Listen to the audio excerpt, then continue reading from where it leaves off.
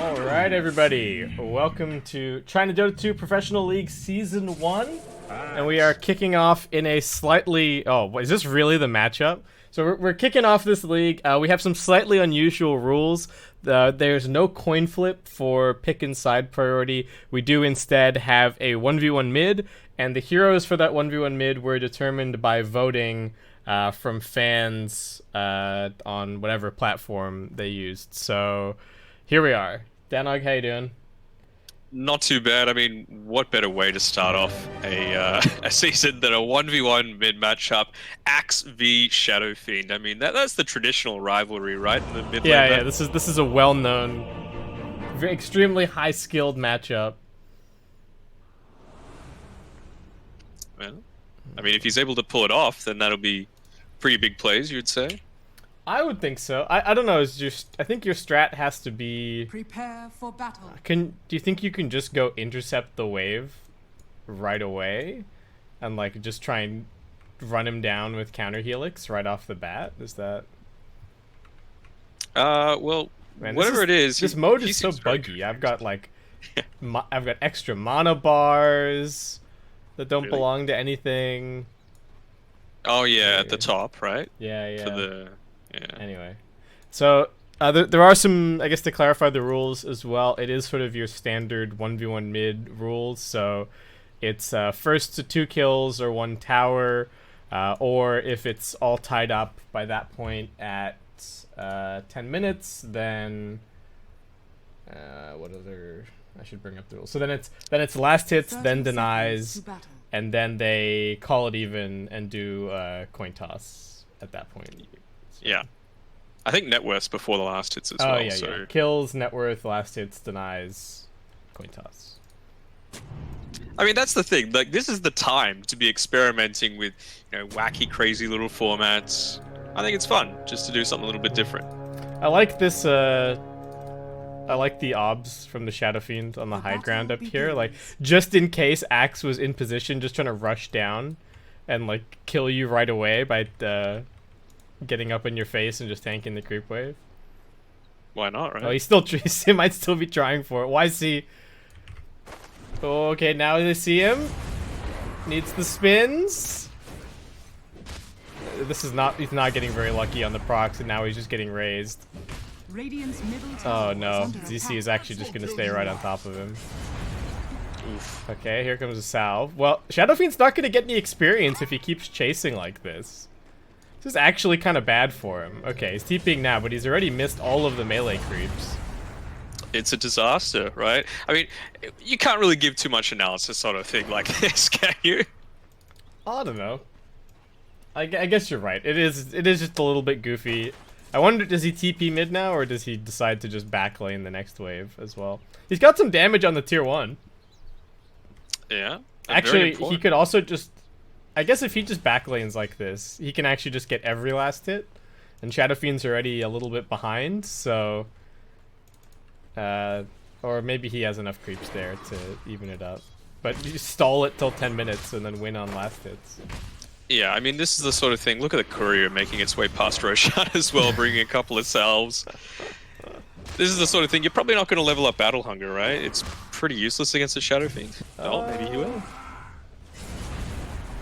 Maybe just wanting to use up some of his resources. It puts pressure, yeah. I mean, what are you gonna do with the Berserker's Call? I don't think at this point you're planning on ever killing the Shadow Fiend. Like now he's got level 2 raise at this point. Though yeah, we're giving analysis like this is a real thing. I don't know if this this particular 1v1 mid matchup has ever happened in like a serious context.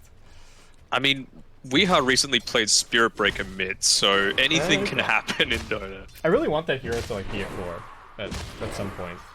They've seemingly given him, like, we're moving in the direction of giving him like the Slardar or Naga treatment, where it's like, no, this hero is not a support anymore. Don't try and play it as such. It's a core. Korea coming out with the boots. Yeah, SF's coming over here. Able to trade a little bit. I saw, does he have the Ring of Tarask on him? Yeah, the Korea's got it bringing it down now, so one of the more OP items of this current patch. I don't know how useful it's going to be against this, because I suppose you want to prioritize farming, but this is his only farming tool to counter Helix thus far. Do you feel like is it actually that crazy, the Ring of Trask? Like, it depends on the hero that you get it on, right? Yeah, I've been seeing it on Terrorblade, and that seems really good because he is really squishy. So the bonus HP is pretty meaningful, but it's not that much more regen, say, than buying like 2 rings of regen, right?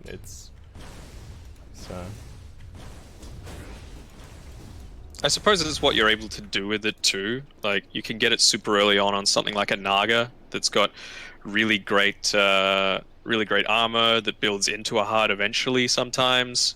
Sure. You know, illusions are always going to benefit from having HP. So it's really about, can you transition into having a greater impact later? The flat HP on illusion heroes, I think, is definitely a good point. But I don't know. It's such a weird item, especially given that it only builds into Locket, which hardly anyone's buying, and I think it's a possibility now, Locket. They made its recipe cost only 500, and that's pretty good, considering the items that build up into it.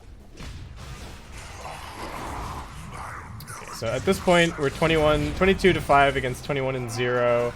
SF does definitely seem to be leading, and with his boots, he can just put on tons of pressure on Axe. Gonna be forced to pop another salve. And it is a net worth lead in favor of Shadowfiend currently, so if this keeps up, YC's gonna have to do something to change the tides. Are neutrals allowed? There are neutrals on the map, but I don't know if there's a rule prohibiting players from using them. If it's not in the rules, then, you know, exploit every little thing that you can. I'm not seeing anything in the... Yeah, I don't see anything on the Wikipedia page, so... You can see, look, he's even forgetting, who cares about a creep wave? Let's harass this Axe even more. I mean, he doesn't have boots, so I think with enough raises he can kill him, but he's maybe a little bit light in the mana department. And I think realizing that he needs to run this clarity for a bit so that he can get, like, 3 raises and then chase him a bit more and then finish him off. Pop the mango. Yeah. But, of course, Axe can just TP, so... It's, bit of a tricky situation, that. Yeah, always a bonus. He's got his own boots coming out to him. Axe hopefully doesn't bring him too close to the tower or the Shadow Fiend himself. Oh, Shadow Fiend, this is a bad time to be... Hello? There's a catapult hitting your mid-tier 1. You need to stop this. Oh my god. Wait. Okay, yeah, he's racing down the creep wave. Axe, use your glyph. Glyph your wave, my friend. Oh, big rip. And this is the most bizarre thing I've ever seen. Axe has taken the lead again in terms of the net worth, so... Yeah. Of course, Shadow Fiend's got a wave that he's running into, so it's not going to be too big of a deal. He's gone the Requiem of Souls as well, so if he hadn't leveled that 1 point into the Berserker's Call, he might have been in a bit of trouble. Yeah, I guess the tricky thing for the players is that they just don't know... They don't know what the net worth situation is, so... Shadow Fiend doesn't actually know at this point that he has the lead. What's happening here? I really wish I knew what they were saying. I want to say maybe it's something to do with the Arcane Rune that he stood next to. Like, can I grab this, maybe, or...? I don't know.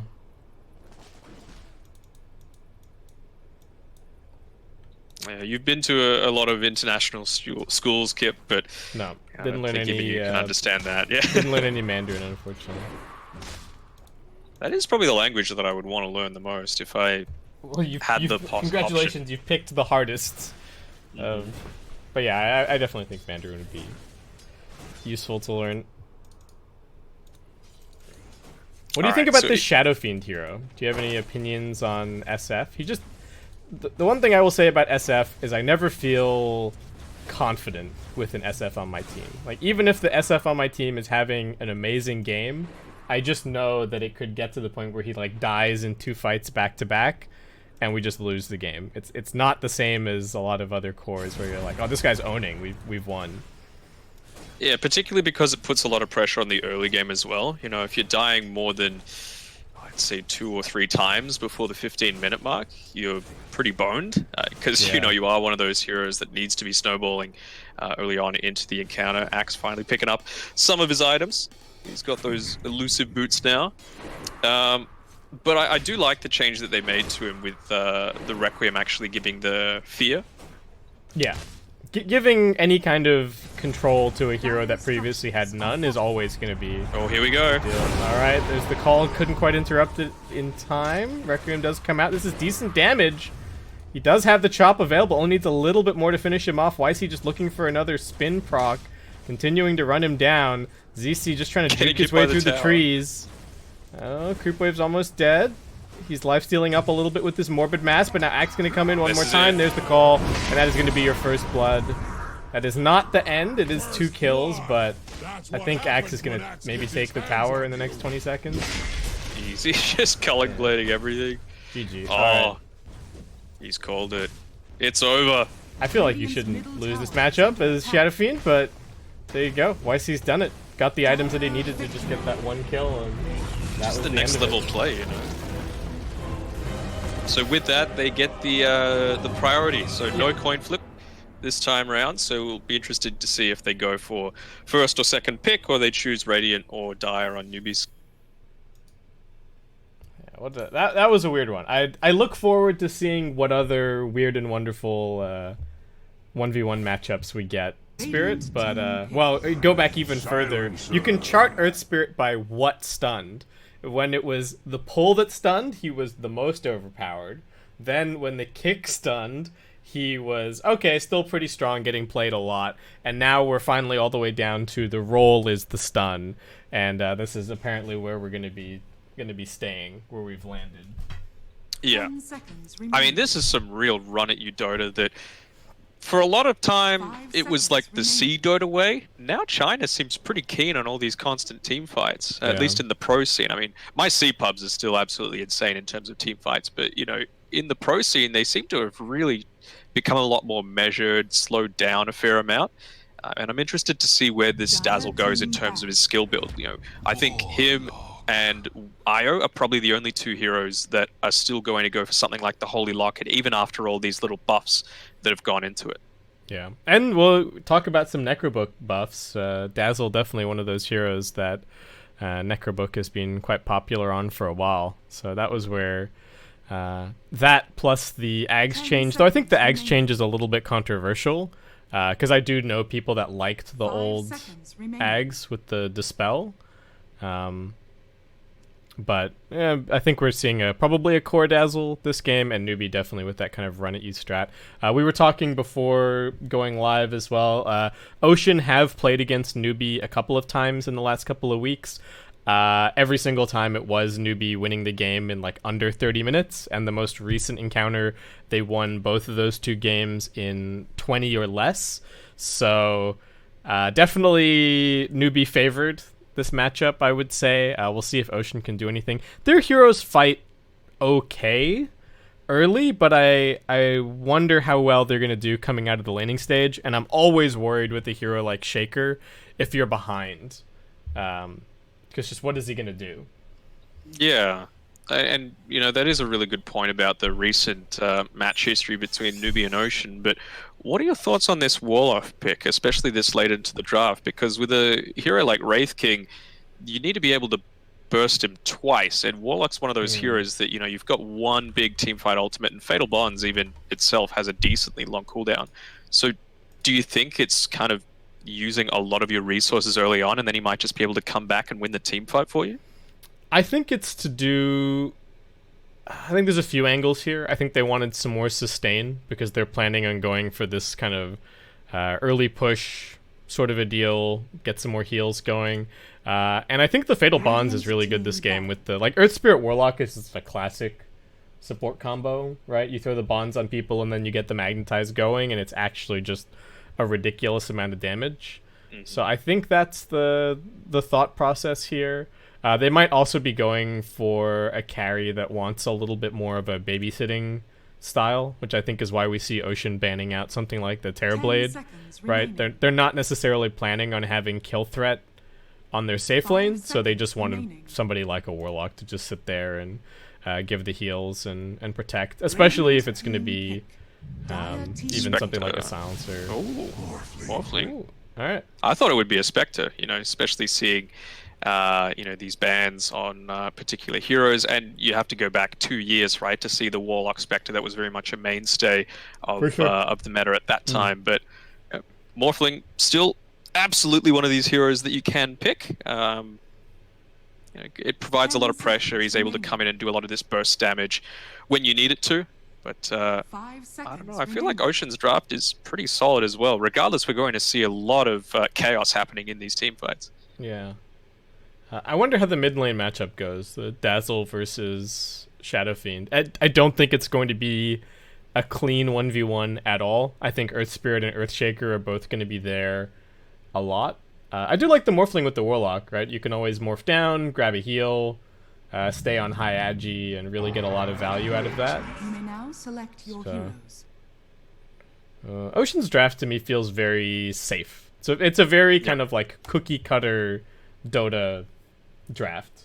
It's a lot of beef as well. You know, it's going to take a fair amount of work to bring down a lot of these heroes. So we'll see how that goes for them. They didn't go for any percentage-based damage, really, on Newbee's side. So these tanky heroes like the Wraith King, like the Centaur Warrunner, they're going to have a decent time. But yeah, will Newbee be able to take it quickly enough to be able to make it go more in their favor? Because it feels like Ocean does have that level of scalability, right? You're always going to be able to pressure down these lanes. Shadow Fiend's quite strong into the late game, and even Silencer, if he gets a decent amount of ganks, can get some of that insta-steal and start to be a right-click menace himself. So much of it is always just going to come down to that laning stage, though, right? The one thing I can see here for Newbee is if they're like far enough ahead, they can't necessarily take a super fast Roshan, but they can take an extremely reliable Roshan. Like, they've got so much healing, they've got the disarm from Pango, and Morphling can always just morph all the way down and just sit there right-clicking.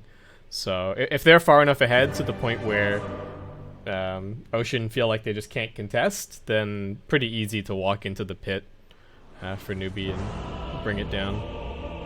Yeah, they're putting a lot of faith in this Centaur as well. Being the last pick of the entire draft, they got to see that it was a Morphling that he was coming up against, so he shouldn't be receiving too much in the form of harass. You know, if Morphling's going to be moving forward and, you know, doing a lot of this magic damage to affect this Centaur's laning style, then he's putting himself in a vulnerable position, because you can't just right-click. You're going to bump up those retaliate stacks. It does seem like they are maybe running aggro a little bit. Yeah, looks like they're thinking about running the Wraith King and the Silencer into the Morphling instead, which I like. I think it's going to put on more pressure. What do you think? Yeah, I would agree entirely. And, you know, you've got a Pango as well who needs to be up there to get the last hits, so Centaur's able to easily trade with him as well if he wants to. Yeah, don't mind it at all. Might be, I don't think they would have been expecting Faith to be up here, though, so he could start using the Shadow Word quite offensively, too, if he wants to. Yeah, we'll tick down that health. We'll see if he decides that he needs to rotate. So it is actually, so Dazzle's playing kind of in the safe lane. We've got Morphling heading mid, so we're not going to see the Dazzle versus the Shadow Fiend on the mid lane.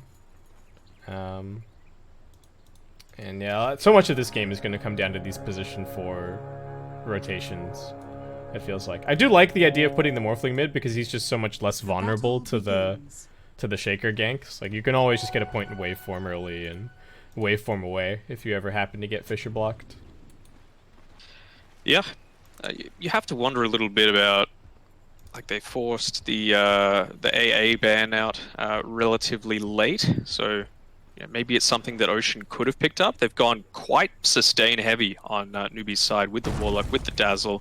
Morphling as well, always going to have a great time when AA is not around, so perhaps it's something that they might consider in game number 2 if it doesn't go their way. But he's not particularly good with, like, the morphs this game, right? Is there anyone that, like, stands out to you on the Dire team as being good to morph into? I guess you're playing against Shaker. Yeah. Those days are hopefully gone. Yeah. Don't want too much more of that. They're getting quite aggressive here onto the Morphling. The early rotation's already happening with the Fisher stun coming through, but not quite at that stage where you're going to be able to kill. Another raise, another stack. Long raise misses, but this is a lot of pressure getting put on AQ here. Waveform forward, playing really aggressively. ZC gonna take some damage off of this, and he doesn't have a salve. Fisher not connecting at all, and now forced to morph some strength to get out of here. Is he gonna be okay? Actually choosing to man up. He's got the Fairy Fire. Now the Fisher is fading. YC comes in. Roll not gonna connect. Damage onto Fame. YC now getting auto attack down. AQ just wants to find a chance to use his salve. Yeah. Nice play by AQ, realizing that, you know, Shaker's around, he's using a lot of these resources, and early on, that Fisher has a long cooldown, so he's got about 15 seconds or so where he can make a play. Oh, roll lands, kick back, but there's no interest in actually fighting there. Interesting. YC saying, you know, I won the 1v1 mid matchup, you're not going to screw this up for me. I got us this first pick. We need to make sure we're taking advantage of it. How is top going? So Wizards 12-5 against the Centaurs 5-0. So I don't know if the lucky shot is being heavily involved here or what the situation is, but so far matchup looking pretty good for the Pangolier. I'm liking the choice to build into the buckler as well. Just wanting that additional armor so that if he is the target of harass, he can just dish it right. So Centaur does have all the retaliate stacks, so they get him. Fisher out, raises land, and that is going to be the end of the Morphling. He had waveform off cooldown, but just got nuked to death. Maybe think he was just out of range. He had Wasteseers there as well, just holding on to both the rolling boulder and the boulder smash. Not wanting to do anything with it just yet, but as you said in the pre-game, it is very much a game of the pause 4 sticking around this mid side. And now we have a little bit of a rotation down towards the bottom.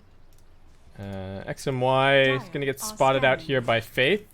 Silencer in a somewhat compromising position and realizing now that he is getting chased down. They don't want to use the stun just yet, otherwise he might just be able to TP afterwards. Need to get in there with the Orb of Venom, but can't quite close the gap. Silencer's just a little bit too fast. He's got 1 move speed on the Earth Spirit. Now he rolls forward. Here comes the TP, and that's not enough damage. Yeah. I guess wanting to go for the roll while he was in the middle of those trees just to guarantee no sort of sidestep, but as you said, it's very simple for him to just TP out of there. Maybe could have waited a couple of seconds and had the boulder smash to dish out a little bit of extra damage, but I still don't think it would have done. Yeah, I don't know if it would have been enough. He needed to land that boulder smash through the small camp. That was the big problem. How is Moogie doing? He's only got 14 CS so far. This core dazzle does ramp up pretty quickly, though not as fast as it used to since the removal of the XP talent. Man, poor AQ. He's just being constantly harassed out by Fame. He's got the haste now, and he's just starting to whack him with his totem. He's getting 2v1'd at mid. They really are just kind of leaving the Morphling out on an island. Do you think they just pick... Is the Morphling just like an insurance policy this game? Did they think, okay, well, we've got this plan of going for the super fast push, but maybe we still want some kind of big carry? He couldn't, could he? Oh! Blocked by the drop. Just able to dodge it. Yeah. And he was full Agimorphed as well, so before he had that in the inventory, might have been in a bit of a risky position, but... Yeah. Good presence of mind. I wonder why he didn't try for it a little earlier. Wraithkin getting forced out of the bottom lane looks like a attempt on his life, but he was also able to TP successfully, and XMY does manage to grab this bounty rune. I don't think he's going to make it to the second one, though, as that Shadow Wave just cleans him up. Wait for him forward aggressively. AQ, kind of a weird spot. Oh, there isn't a third raise. There's only 2. AQ's going to be fine. AQ's playing this lane really well for the stuff that he has to deal with, you know? He's dodging a lot of these raises, he's dodging a lot of these fissures. Yeah, he had made the one mistake with the waveform, but I think that was just a vision advantage that Ocean had at the time. I think what you were talking about before, I'm just constantly watching this mid lane because something's going to happen soon. You can see these pause fours positioning around is that, you know, you've gone this early aggression strategy with the Pango, Dazzle, Warlock, and Earth Spirit, that something is gotta give, and Morphling is going to get some sort of time to come back and farm on his own. I don't think he's going to be in a position so they can Deathball as 5. It's going to kind of convert into a 4 Protect 1, at least for a short amount of time, and then he can start to turn it around when he gets that base farm. Stick charges helping to keep him alive, but the poison touch is still ticking. Okay, he's okay. He's fine. He's got enough armor. But they're gonna keep this catapult alive for a while here. There's gonna be some good damage on the tier 1. Earthshaker is still chilling mid. Radiant structures are fortified. And they've scanned him out, so they know he's still sitting there. You can see AQ, he's just standing right once again getting gone on. But he's gonna be okay. Stampede getting popped. Wizard's up on the high ground though, and he's gonna be fine. TZY was looking for the kill with the retaliate stacks, but couldn't quite make it happen. Oh, Fame's looking for a second courier. He's got one. I don't think it's gonna make it out. Tranquil Boot's too fast, too furious, and that is both support couriers dead. Easy game, easy life. I mean, he's been pretty active with his rotating. He's done a good job. It's just a matter of, you know, are his cores going to be able to do something about it? We've got great vision with the creeps here onto the 2 heroes that have come through, and Shadow Fiend, even though he's got that double damage, he's going to back off. Mugi taking a little bit of damage. How would you say that the two position 4s have compared so far in your estimation? I mean, Fame has obviously been a lot more babysit style, and I suppose getting ready to gank for the mid lane, and it's paid off 1 or 2 times. But this Earth Spirit, he's able to move around the map a little bit more. He's been a bit more greedy. You can see him about to hit up onto his level 4, where it's still level 2 on this Shaker. So it's a matter of, do you get the kills? Are they going to get any of the kills here? They're going to go for the Wraith King now. Okay, finally get the slowdown onto him, and that's going to be the end of him. Yeah. Finally picks him off. I mean, oh, AQ. He'll be fine for now. He's playing with fire, though. And his tier 1 tower is very low at this stage. SF finds himself an Arcane Rune. Very nice. And the one thing I will say about Fame, he's also done a good job of dodging experience for the most part. Like, I thought with how much time he's been spending on the mid lane that it would be a bit more even level-wise, but Shadowfiend's level 8 and Morphling's only level 6. Yeah. So, Shaker not stealing too much experience, really doing what he needed to do, and setting up the Shadowfiend for success. We'll see if ZC... Courier again. Got it. It's Moody's this time. So yeah, I'm sure he wants maybe to... Yeah, there we go. He's hit up onto his level 3. Will he go for the point and aftershock? This is trouble. What did he get? Okay, 1-1-1. Yeah, I think that's totally fine. You know, you want to be able to interrupt those TPs when you do get gone on. But it's started to swing a bit more in the favor of Ocean. Getting some lucky neutral drops here as well. What and are they he's grabbed? with Ocean Heart, always easy. Yeah, you got and, Faded Brooch, some Torments, Iron Talon. Talon's going to be nice for Wraith King to just go and catch up a little bit. He's not having a super crash hot game, but hopefully the Shadow Fiend and the Centaur can put him on their back for a little bit while he farms up this Radiance that he seems to be going for. I think he's fine with that, and with the Centaur as well, he's not going that Ring of Tarask build that we've seen be so popular in recent times. Faith just playing Ring Around the Rosie with the tree here. Well, there's a couple of raises, and the third one brings him down. Couldn't quite get the Silencer in range for the Int, unfortunately, but yeah, that's the way of things sometimes. Weishi, nicely done, being able to get back one of the outposts, so that's some experience that's going to go for the way of his team. Having to cut down one of these trees above it to be able to do so, so nicely done there. We do have the Rolling Thunder back off cooldown for Wizard. Probably keen to make use of that at some point. There is a haste on the Shadow Fiend, so he's definitely going to be hunting for some kind of a kill in the next couple of minutes. We have not checked in on AQ for a little while. He's just picked up a Morbid Mask, as we saw earlier, and has now just been making his way through the jungle, just farming up. So both carries, sort of the Wraith King and the Morphling, sort of playing catch up at this point while everybody else gets to go and have fun on the map. Oh, Faith, not again. Wizard's gonna try and bail him out, but He's not closing the gap here. And I don't even know what he hit, but turns back around and he's out of there. Didn't hit much.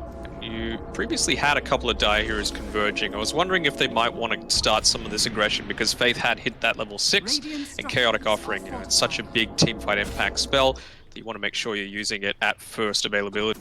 Yeah, he is maxing the Fatal Bonds as well, so they are going to have that big teamfight combo available before too long.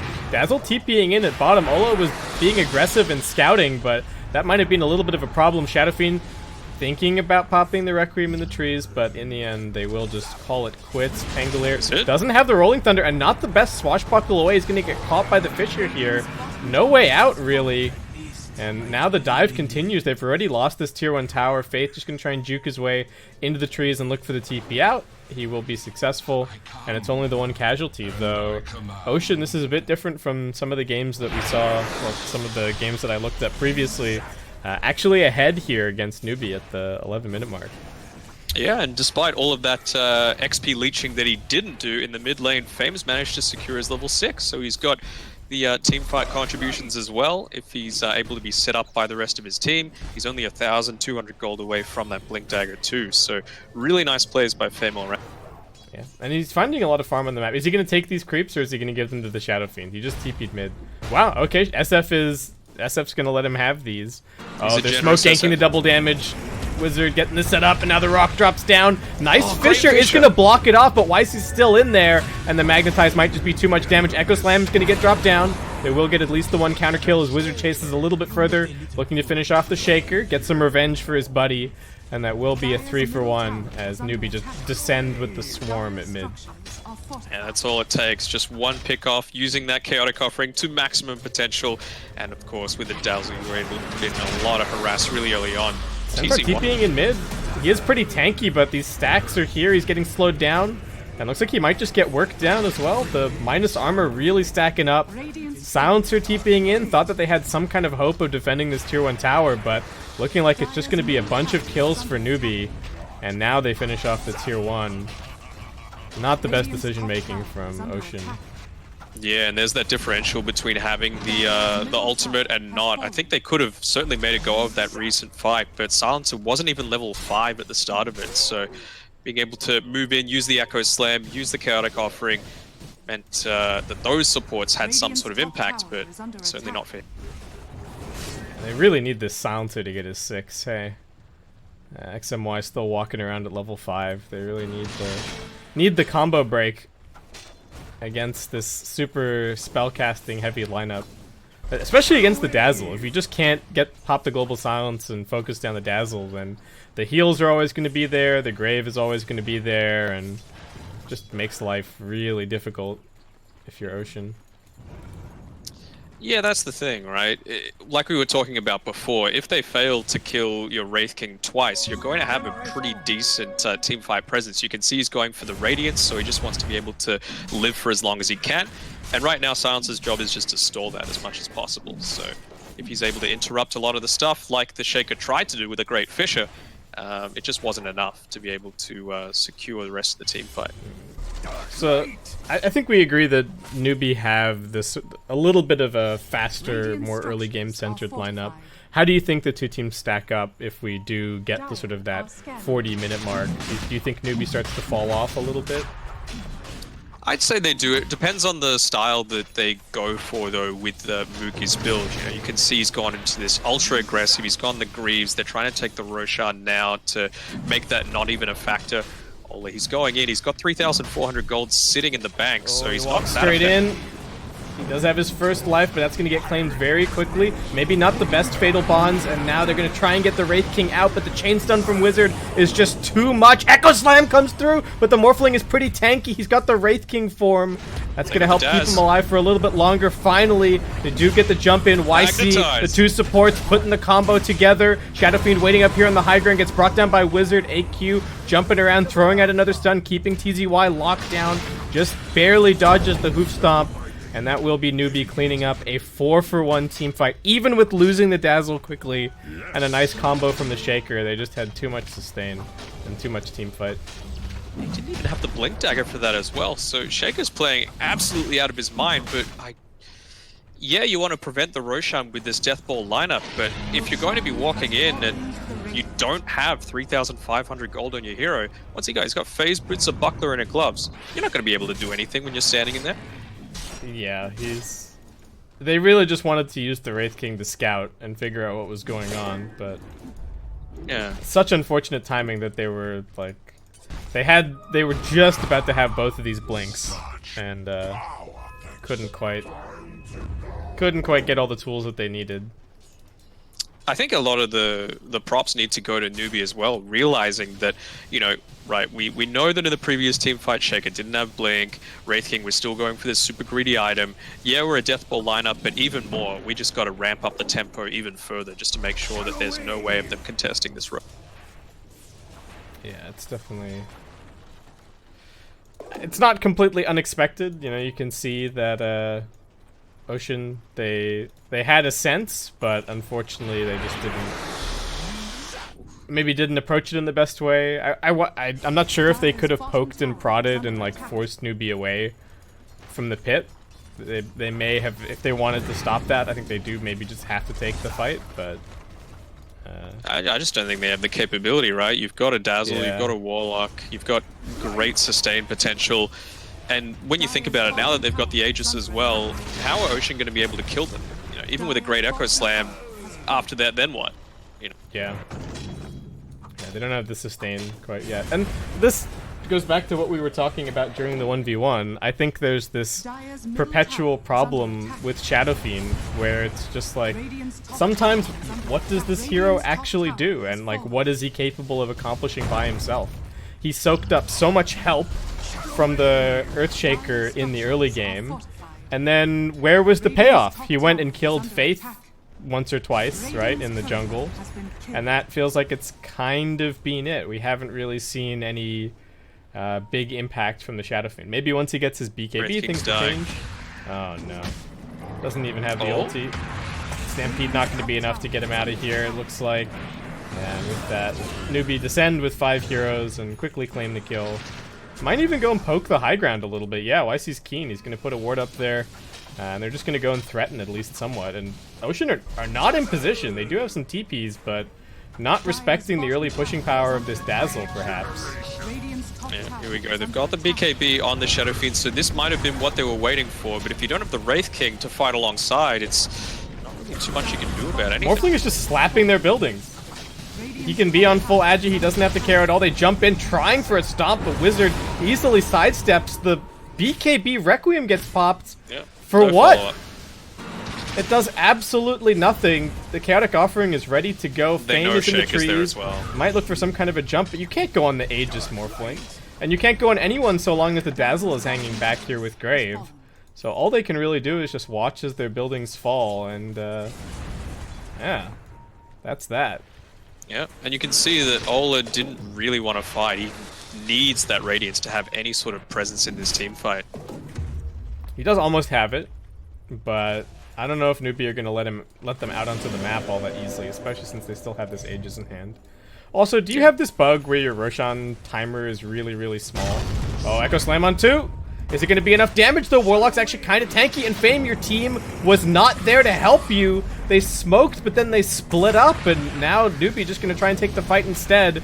Fame slowed down, they claimed that first kill, and Ocean just scattered to the winds. No way to fight with the Echo Slam. This is more along the lines of what you were seeing in the previous matches between Newbee and Ocean. Yeah, I can imagine so. It feels like they've got the mechanics there. It's just, yeah, the communication, the coordination that's coming through. AQ might be in a little bit of trouble, getting caught out a little bit on its own. It'd be a shame to lose that Aegis, but when you're level 15 going against a level 7, you're probably going to be okay. Yeah, and he doesn't, he has only got it for a little bit longer, so I don't think he would mind losing it at this point. Just going to keep chasing after the Silencer. He's trying for the TP out. He gets it! Adaptive. Yeah, didn't get it off in time. Didn't quite manage to react. What's happening over here? Shadow Fiend's chasing after someone. Wizard's in the area. We haven't even really talked about Wizard's item build. He rushed to Vlad's as fast as humanly possible and has just really gone for the full aura build this game, which I suppose suits the strategy that they're going for, right? Just this mass auras, 5 heroes running down a lane, and ASAP. Do you recall, when did they pick up this silencer in the draft? Their order was Shaker, Wraith King, Shadow Fiend. Second phase, yeah. It was like their 4th pick overall. Okay. That's a little bit confusing, right? Because you can see from their early picks that they were going with Newbee. You know, you pick a Dazzle early on, you're probably going to go for some sort of pushing lineup. They still went to go with a Silencer who doesn't historically have a lot of wave clear. So if you're going something like a Radiance build on this Wraith King, surely you're just trying to delay the game for as much as possible so you can at least get that Radiance to have some sort of teamfight impact. But didn't seem like they were thinking that aspect through. I can see the argument, but at the same time, I do think Silencer is good against Dazzle from the perspective of, like, if you have the initiation, and then you can just jump in, pop the global, kill the Dazzle first. That's really what you have to do against the Dazzle lineup, but yeah, in this case, it really has just not worked out well. Are you ever going to have the initiation, though, against, like, a lineup like this? They're always going to be on the front foot, right? Well, you have to jump somehow, right? They're going to be huddling around your tower, and you have to do something. I think you're not going to just be able to spam them out, especially not with if they have a pipe and Dazzle healing the wave, right? Yeah. So I can see the idea, but it's a hero that does so little if you're behind like this. TZY was just trying to grab a little bit of farm over here in the Radiant jungle. He's going to get scouted out, slowed down, stunned up. Killed off.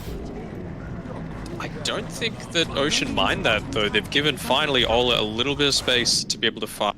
He's gone the Skeleton's attack damage instead of the strength, so he wants to continue that split push capability as much as possible, draw some of the attention away, make sure the rest of his cores are able to get some farm. I thought he might have gone into the strength just so that he can live through a lot of this burst that they might be trying to do. Maybe he thinks that this is the only way that he's going to stop them from pushing is by threatening buildings himself, right? And just constantly applying pressure on the map. And that is, in theory, what the Skeletons are good for, though they can sometimes be a little bit uncooperative. Where are you guys going? These guys are going this way. These guys are going that way. They haven't quite made their mind up, but... Alright, they're connecting now. Yeah, they figured it out. Alright, potential Roche respawn in 15 minutes. That's what Newbee are going to be looking for, I think. And then after they've secured that, they're going to try and push the high ground. Radiant's top tower is under attack. What are Ocean up to? So their vision is really bad, so they've smoked 4 while the Wraith King is pressuring elsewhere. Just hoping to find someone split off, perhaps, thinking that the Wraith King pressure top would draw somebody away. They do see that Pango is like kind of roughly in this area, and they know that Faith is trying to steal their outpost. Outpost taken, and looks like he will just end up being the one that goes down here. He does have a Force Staff. He gets over the Fissure. He's gonna actually be okay. They didn't quite have the damage. Yeah. And now this is yeah, it's a Radiant outpost for a second. They're not gonna try and contest them, seemingly. Though TZY also loses his nerve, and not gonna go for it. Oh, they might catch out TZY here. Still very, very tanky. Gets a nice blink away. Oh, but what have they found elsewhere? It's the Wraith King getting caught out. He does have a secondary life, but there just aren't enough heroes in the neighborhood. Wizard keeping everybody blocked off. They are going to pop the global silence for this as well. Just hoping to get the Wraith King out, but it's not going to end up doing anything, and that will just be a bit of a feed from Ola.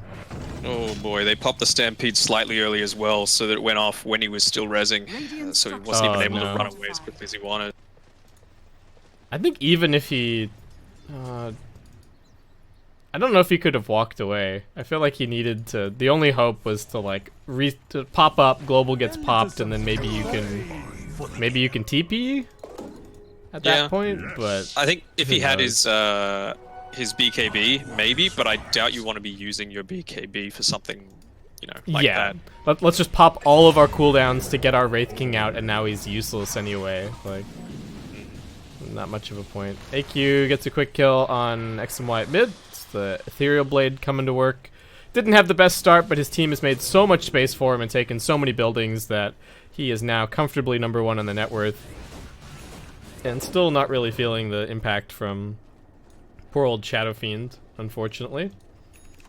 Still doing alright in terms of the farm, and now he's built into that Chrysalis that we saw so much in the previous patch. He's continuing to go into it, so he's going for this right-click style of build. Is it going to be effective?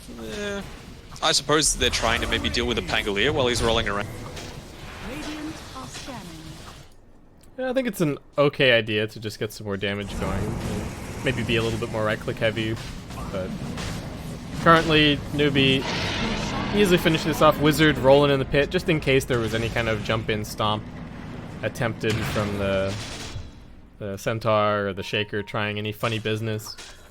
So they do get that Aegis in hand, and once again, back to sieging. Just another day at the office for Newbee. Yeah, and we talked before about that target priority that Ocean needs to be going for, you know, pick off the Dazzle. Well, he's got a Cheese and Greaves, and he's got an Aeon Disc. Yeah, disc ready to assemble. I love doing this actually, the keeping the components and then disassembling when you actually need it. It can come back to bite you, of course. You can just get popped before you realize and get the right click in your inventory and everything, but yeah, you can be like me and, you know, spaghetti just falls out of your pockets and you start to panic. you trip over.